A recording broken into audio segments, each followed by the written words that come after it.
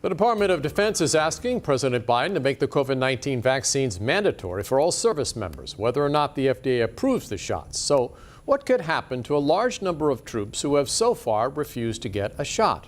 Mike Gooding spoke to a military law expert. With the Delta variant surging, Virginia Senator Mark Warner, for one, says the DOD move to mandatory vaccinations is prudent.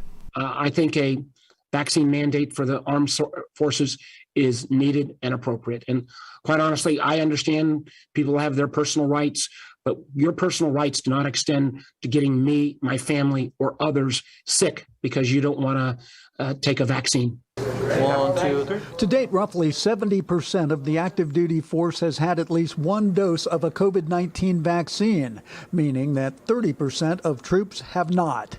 Once the vaccine is mandated, a refusal could constitute failure to obey a lawful order and may be punishable under the Uniform Code of Military Justice.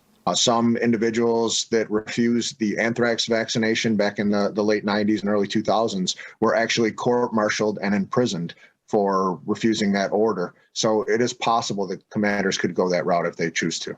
Anthony Kuhn is a managing partner of Tully Rinke Law Firm in Albany, New York, the largest private practice military law group in the world. He says there have been numerous successful exemptions granted to past vaccine mandates based upon service members' religious beliefs or personal medical concerns. But he says there are no guarantees. Once this becomes an FDA-approved vaccination or the presidential waiver is granted, it is now a lawful order. So demanding something or outright publicly refusing to comply with the order is going to get you in trouble. Kuhn's best advice, get a lawyer. Mike Gooding, 13 News Now.